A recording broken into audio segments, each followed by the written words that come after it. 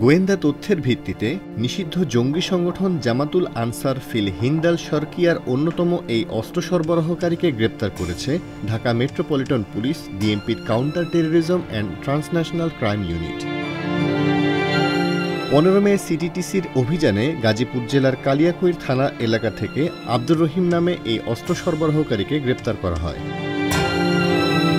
17 মে রাজধানীর মিন্টু রোডের DMP media সেন্টারে আয়োজিত এক সংবাদ সম্মেলনে এসব তথ্য জানান অতিরিক্ত police commissioner Mohammad Asaduzzaman.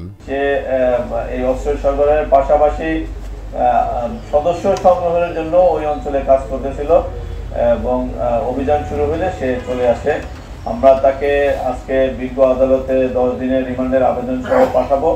Police আরও জানায়, আটককৃত ব্যক্তির তথ্যের ভিত্তিতে বান্দরবনের গহীন বনে মাটির নিচ থেকে বিপুল পরিমাণ দেশি বিদেশি অস্ত্রসহ কার্তুজ, গ্যাস মাস্ক, শর্টগানের খোসা, দেশীয় ধারালো অস্ত্রসহ সন্ত্রাসী কাজে ব্যবহৃত অস্ত্র ও বিস্ফোরক উদ্ধার করেছে ডিএমপির কাউন্টার টেররিজম ইউনিট। তার এই অস্ত্রের কোন উৎস থেকে সে কালেকশন করে, কিভাবে সে এই শরকিয়াকে আরো কোন কোন পর্যায়ে সহযোগিতা দিয়েছিল, সেই বিষয়ে আমরা বিস্তারিত জিজ্ঞাসাবাদ করব।